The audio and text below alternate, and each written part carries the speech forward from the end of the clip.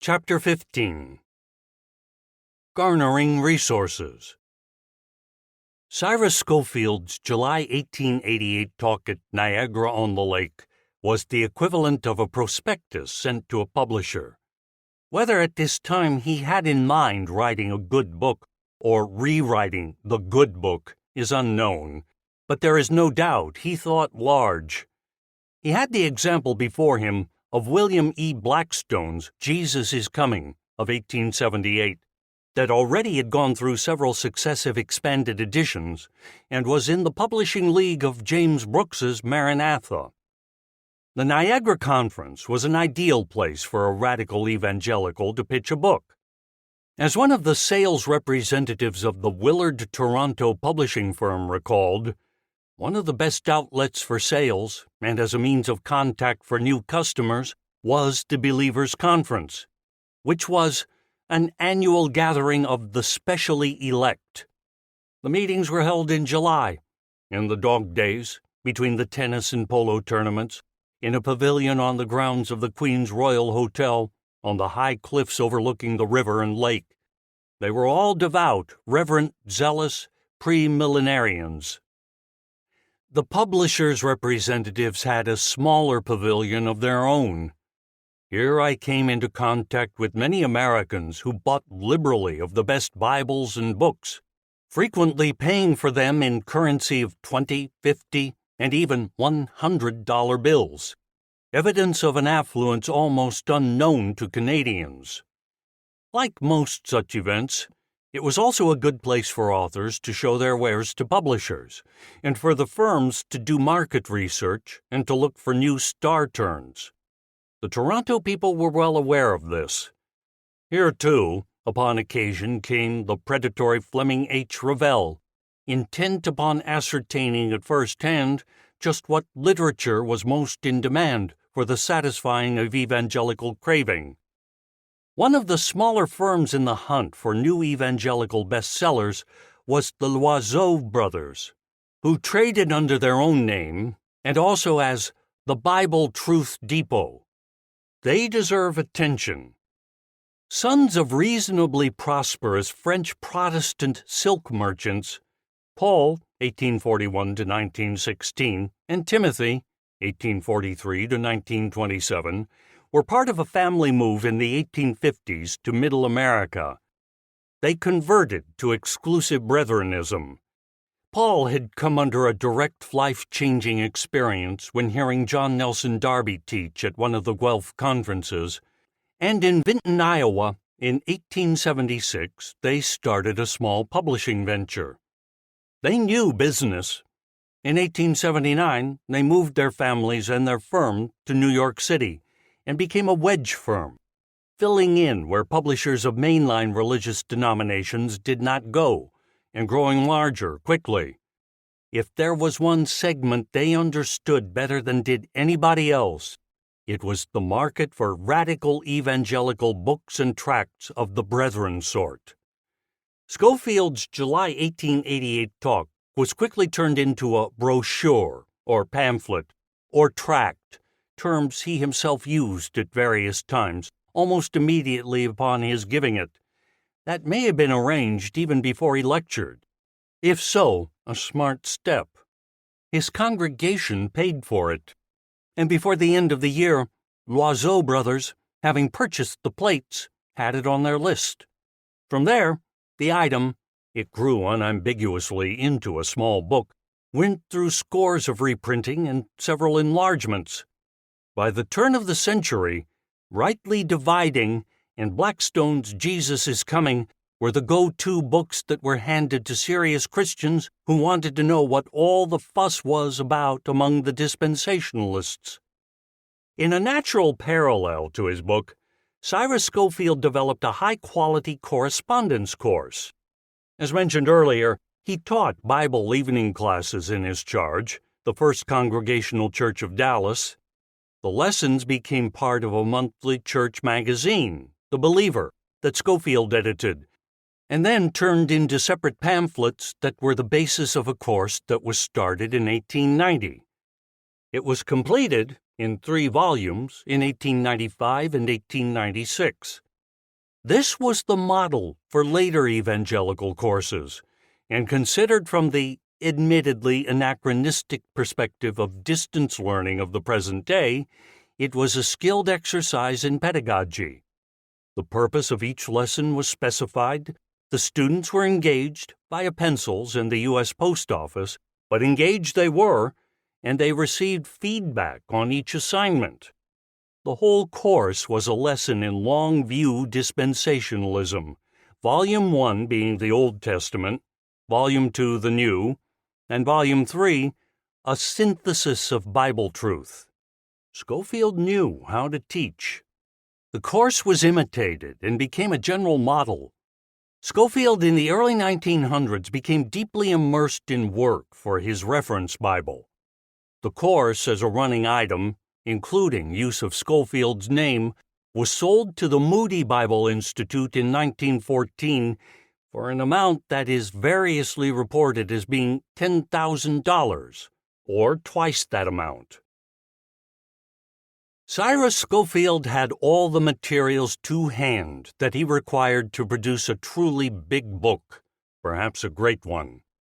What he did not yet have was the situation to do the job. Being the pastor of a lively Dallas church was too demanding, nor did he have the trusted lieutenant cum minder that he needed to help to raise funds, fill in blanks in his own knowledge, and generally to encourage him to keep at the task. Those things were sorted out, beginning in the mid-1890s. Unlike Christian in Pilgrim's Progress, Scofield had a knack for falling profitably into godly company. In the palmy days, when the believers' meetings still were at the Queen's Royal Hotel in Niagara-on-the-Lake, Ontario, he had become friends with Francis Emery Fitch, 1850 to 1920, chief partner of a New York firm that became the printers in 1896 of his Bible correspondence course. Fitch was the first of a small collection of Plymouth brethren who encouraged and supported Scofield from the mid-1890s onwards, including in the production of the Scofield Reference Bible. Without them, the SRB would have been unlikely, if not impossible. Doctrinally and in working with non-brethren, these saints were midway between the exclusives and the opens, to use the Victorian scale. Like the opens, they were willing to have fellowship with non-brethren and to aid wider evangelical work of the right sort. Like the exclusives, they were deeply immersed in John Nelson Darby's theology and committed to the any-moment secret rapture. In 1898, the Niagara Conference was at Point Chautauqua, New York, and was faltering. It was, however, a good time for Scofield, for he spent time with Fitch and other rich brethren. Equally important, he was on the conference program with a man he had only met previously in passing, Arno C. Gaebelein, who in the early 20th century became his ally, junior partner, and effectively his consigliere. Gaebelein, 1861 to 1945, requires serious notice. He and Scofield were unalike in most ways, but they fit together, the jagged edges of the one being blunted by the personality of the other, so that during their collaboration in the first decade of the 20th century, they were a very effective entity. In those years, the agreed fiction between the two men was that Scofield was the great warrior and Gaebelein merely his spear carrier. That was kept up until Scofield was well in his grave, and Gaebelein wrote his own memoirs.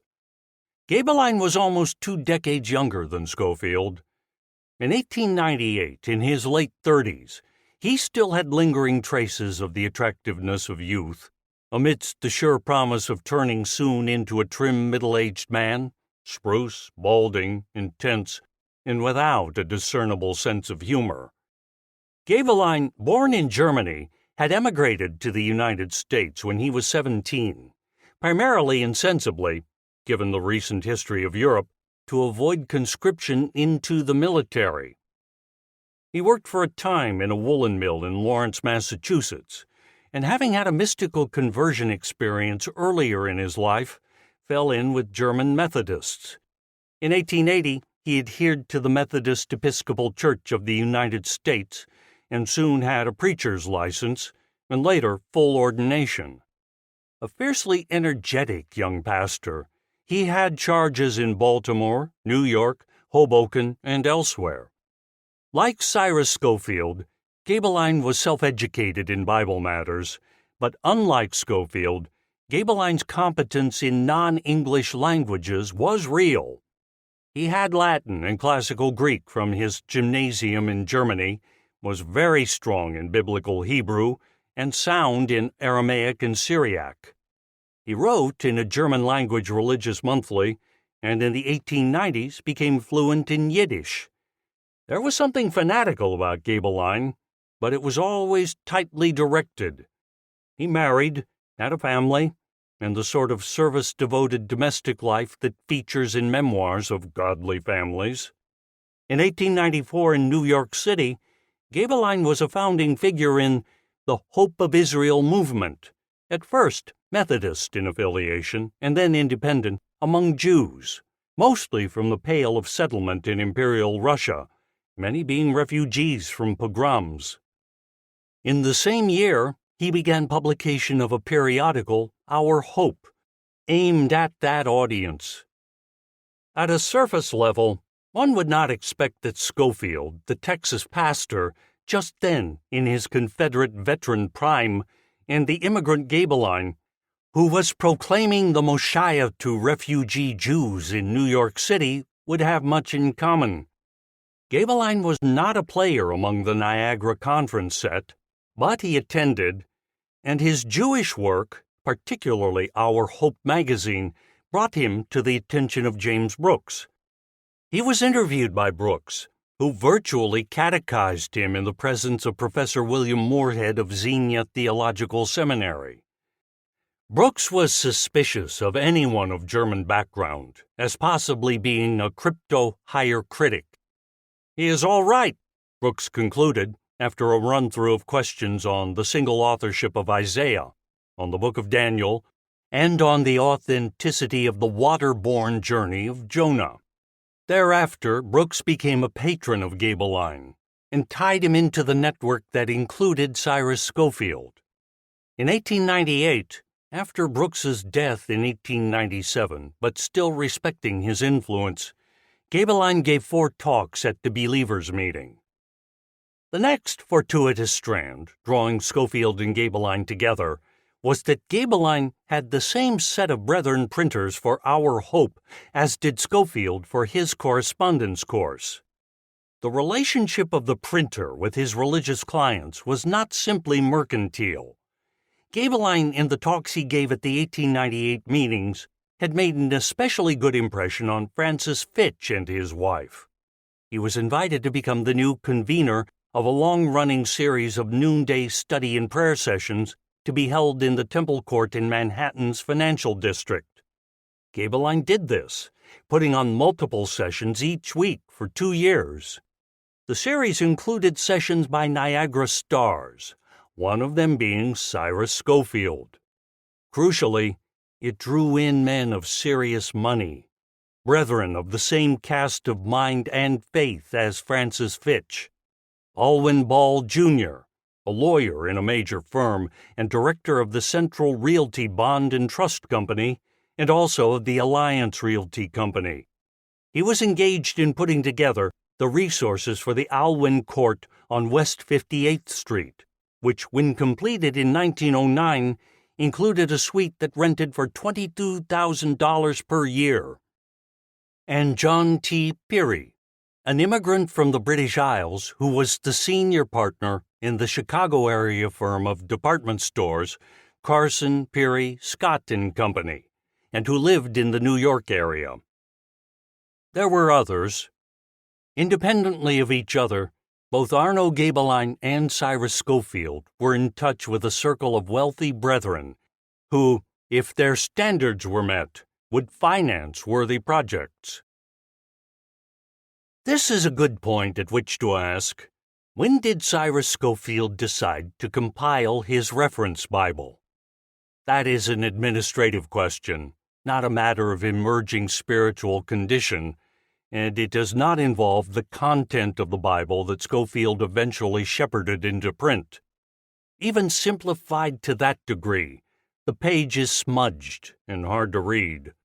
The date and instance that Scofield virtually dictated in 1920 to his biographer cum publicist was that, about the year 1902, came the inspiration for the project. Scofield was talking with a very dear friend in New York City, Alwyn Ball, and the real estate developer is reported as asking him, in notably stagey language, "Dr. Scofield, just what work are you now looking ahead to or planning, beyond the Bible conference teaching work that you constantly do, and in addition to your Bible correspondence course?" Scofield replied that he had felt the need for a reference Bible that would be helpful to those who wanted to do Bible study for themselves, the empowered laity, and that it should not be too formidable in size and annotations. Scofield's biographer continues, "Mr. Ball at once said that he believed the Lord wanted Dr. Scofield to bring out such a work." And soon after that, John C. Peary entered heartily into fellowship with Dr. Scofield in the very considerable expense involved in the work. Anyone who has raised much money for philanthropic projects will discern that the report has the clearly recognizable tone of a report to donors. Revealingly, Scofield does not in this picture include A.C. Gabeline. An alternative version comes from Gabeline, who, almost 70 in 1930, was intent on changing the record. This version says that at a Bible conference in 1902, more of that later, he and Scofield had gone for a long evening walk, and the project, clearly already on Scofield's mind, was roughed out. The next day, the matter was mentioned to our brethren Francis E. Fitch, Alwyn Ball, Jr., John T. Peary, and John B. Buss. All showed great enthusiasm, but it was the generosity of Alwyn Ball, Jr., which really made the work possible. The other brethren also helped liberally. That is a slightly different origin story, and as Gabeline continues, it points to his own early days position on the project. "I had promised him every possible assistance by taking over certain sections of the Bible, furnishing the analysis of certain books, and assisting in prophetic interpretations. A voluminous correspondence followed, covering several years." In a third origin story, now in his early 80s, Gabeline puts himself even closer to the center of events. This version effectively begins in the 1901 Seacliff Conference. At that event, the two men took an evening walk along the ocean front, and, for the first time, Scofield mentioned the plan of producing a reference Bible and outlined the method he had in mind. The scheme came to him in the early days of his ministry in Dallas, and later, during the balmy days of the Niagara Conference, he had submitted his desire to a number of brethren who all approved of it, but nothing came of it. He still wanted to do the big project. At the next year's Seacliff Conference, another long Scofield-Gabeline walk took place, and Gabeline agreed to speak to a number of brethren and sound them out as to their support. Gabeline first approached Alwyn Ball, Jr., and then the others in the Plymouth Brethren Circle, and the money soon was in line. Cyrus Scofield would be liberally funded to produce a reference Bible acceptable to the brethren. In this telling, Scofield long had the project in mind, and this makes historical sense, given that his Bible correspondence course was a working out for lay students of the dispensational content of the Scriptures. That Gabeline had done fundraising for the project is not unlikely, and one can even accept that he made the first contacts. But Scofield, in his own cause, must have been active as well in passing around the offering plate. We will come back later to Gabeline's directly shaping of material for inclusion in the Scofield Bible. What is most indicative of Gabeline's opinion of the whole business, one he never dared to articulate fully, is found in his 1940s reflections. He has inserted a full-page photograph of himself with this caption: Dr. Arno C. Gabeline, Associate Editor of Reference Bible. There was no such position, but he surely thought there should have been. Scofield and Gabeline each had access to the fraternity of wealthy Plymouth brethren, but not yet to the extent of big dollars. They each had their own mission, but in the early years of the 1900s, they were running into serious problems in their individual careers. No big scandals, but sand was in the gears of their individual ambitions. They came together in 1901 to 1902 in two overlapping projects, the Seacliff Bible Conference and the Reference Bible, and these were the answer to each of their immediate problems. Serious finance appeared from the brethren, and with it, the promise of the glory that would yield widespread authority and admiration in the radical evangelical community. Gabeline's career line in this period deserves attention. He continued his vigorous proselytizing of Jewish residents in New York, focusing upon the observant Orthodox, but he had wider horizons in view. In 1899, he modified Our Hope magazine so that it was increasingly a Bible study guide, with emphasis upon prophecy. Among his writers were Cyrus Scofield and Mrs. George Needham. He expanded his own writing and produced several substantial books, unimpeachably dispensationalist to the point of being Darbyite, and he became the equivalent of a domestic chaplain to the wealthy Plymouth Brethren of New York City. Besides conducting small and selective meetings in Manhattan's financial district, Gabeline helped the Fitches to conduct a regular gospel testimony in Passaic, New Jersey, a Brethren assembly. For more than a year, Gabeline went there on Sundays and also appeared during the week to conduct a Bible reading. For Alwyn Ball, Jr. and his family, he held weekly Bible readings in their home. The influence of Gabeline on these Plymouth brethren was reciprocated. They taught him a lot. Through these brethren beloved, I had become acquainted with the works of those able and godly men who were used in the great spiritual movement of the brethren in the early part of the 19th century, John Nelson Darby and others. I found in his writings, in the works of William Kelly, Mackintosh, F. W. Grant, Bellet, and others, the soul food I needed. I esteem these men next to the apostles in their sound and spiritual teaching, emphasis added. That was an unambiguous embrace of mainline exclusivism. Yet Gabeline was no mere joiner. He had an amazingly strong spine. As much as he reveled in the fellowship of the brethren in New York, he declined to affiliate with any brethren assembly. I found that the party spirit among these different divisions was even more sectarian than the sectarianism of the larger denominations. Moreover, the constant brethren disparaging of existing Christian denominations, strongest among the exclusives, but not limited to them, was not acceptable. Nor did I feel that it was my commission to denounce denominations, as is so often done. Denominationalism exists, and there is nothing that will change it, emphasis added. Gabeline was one of the earliest of the late 19th and early 20th century dispensationalists, and one of the very few of stature to take the logic of their belief system back to its roots, and thus to separate from all existing denominations. The wonder is that he did this with so little self-vaunting. From 1900 onwards, he defined himself as the incumbent of a North American ministry, stretching across the northern states and central Canada and into California. Not a conventional revival work, but dispensational, anytime rapture teaching during the week, preaching at least 2 services on Sunday, headlining several Bible conferences in the summer, and all the time writing books of scriptural interpretation and keeping our hope fresh. He carried this on for nearly 40 years.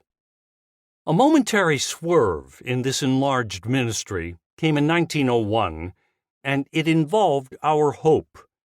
As we discussed in Chapter 13, the former Niagara alliance of radical evangelical apocalypticists began to unravel in the early 1890s.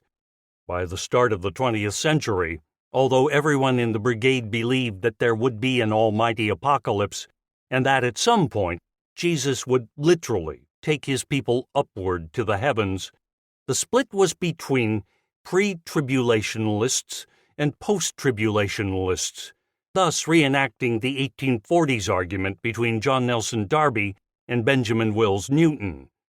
The very effective leader of those who believed that the true believers would have to go through the tribulation was Robert Cameron, who denominated Darby's work as innovative in the worst sense and as unknown in Scripture. On this point, Arno Gaebelein, only recently converted to full-blown Darbyism in doctrine and to individual separatism in practice, was as far from Cameron as possible. Each man had his own periodical, so what might have been the equivalent of an alley fight turned into an intra-dispensational spectacle. Gaebelein had our hope, Cameron the watchword in truth. Ah, the truth, a truly sore point.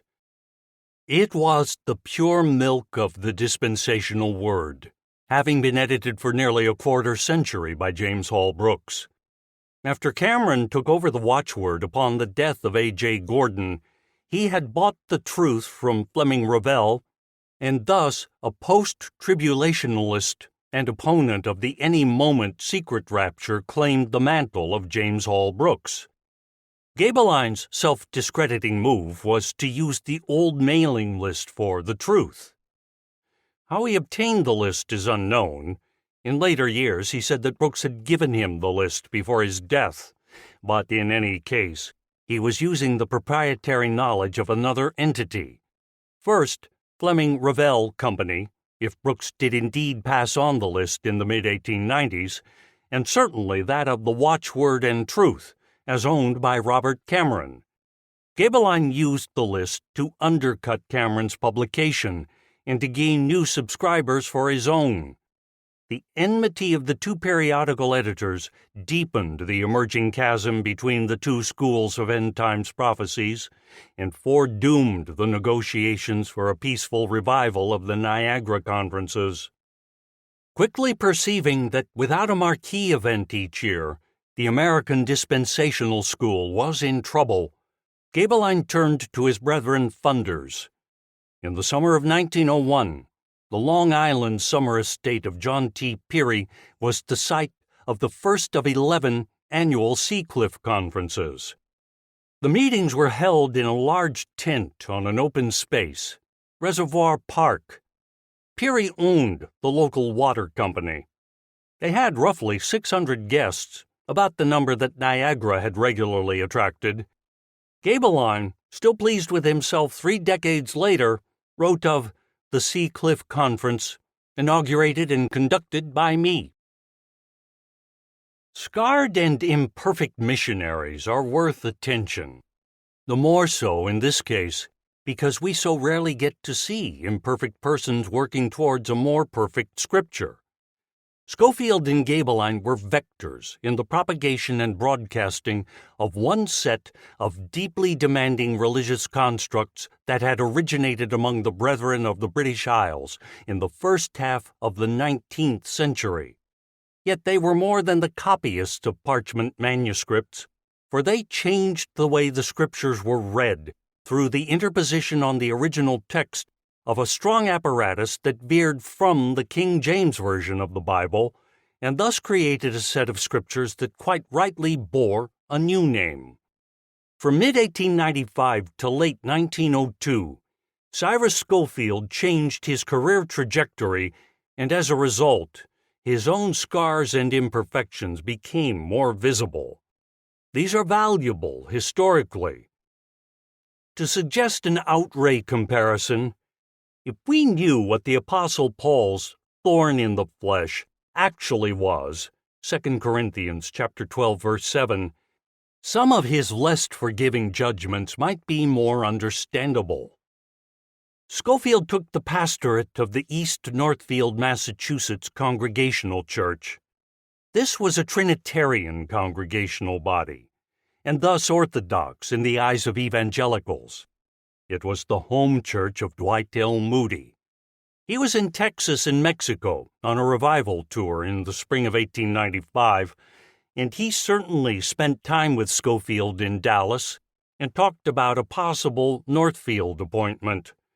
What Scofield had in mind in moving his primary pulpit is hard to say. He did not bring his family north until 1896, and in that year his Dallas congregation granted him a one-year leave. He may simply have been prospecting for a bigger arena.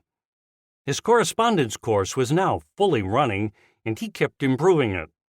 The possibility of becoming involved in the going concern educational institutions at Northfield and perhaps becoming a major force was attractive to him, as his behavior at Northfield shows. He considered that Moody and Northfield needed his improvement.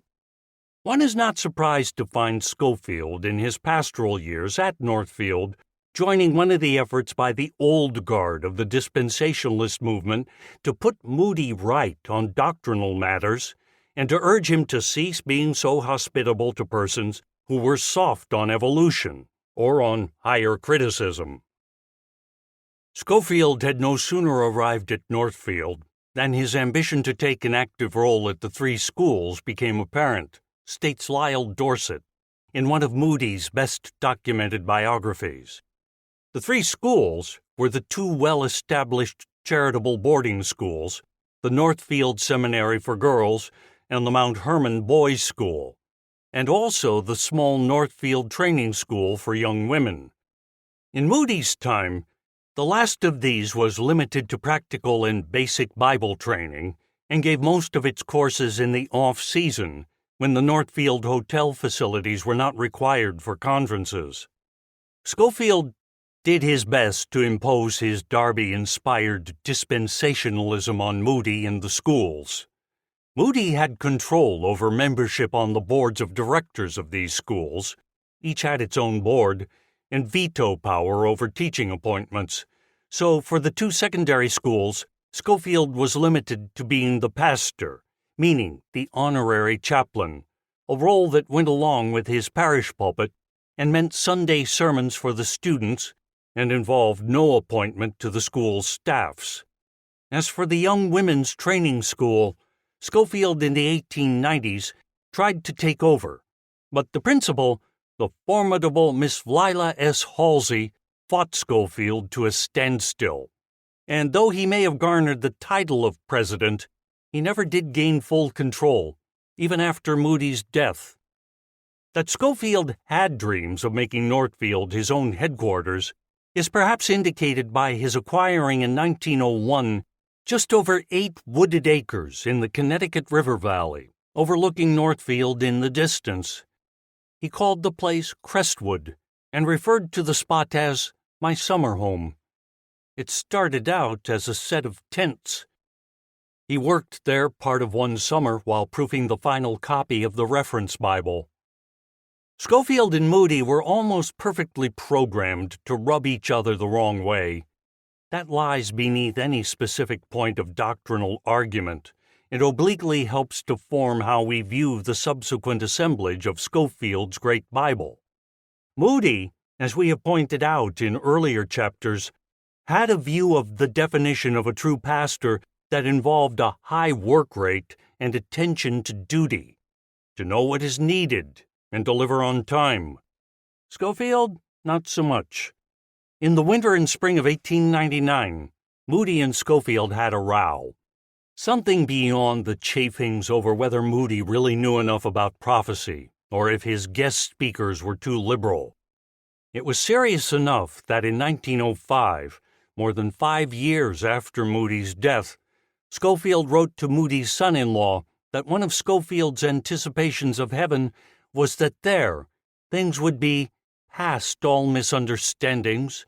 I shall renew my fellowship with him. The reason that heaven would be the meeting place is that Scofield, and possibly his family, had left for 7 months in Europe, mid-April to mid-November 1899, and Scofield and Moody had not yet patched things over before Moody's death on the 26th of December 1899. Scofield, as the local pastor, officiated at the funeral. That Cyrus Scofield frequently went AWOL or missed deadlines and duties, the exact things Moody never permitted in his lieutenants, seems to have been a career pattern. Arno Gaebelein, not quite concealing his tattletale pleasure, reported that in 1902, when he was putting together the Plymouth Brethren financial package that would permit Scofield time and resources to do his Bible, he ran into reluctance from Francis Fitch.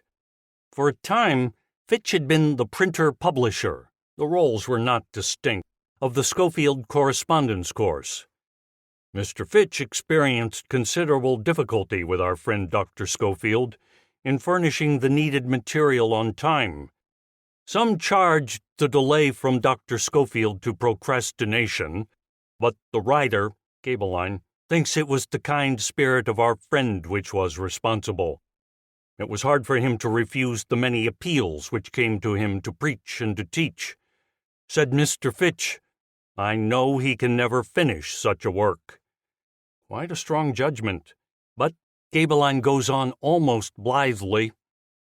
I told Dr. Scofield what Mr. Fitch had said, and he cheerfully acknowledged his fault.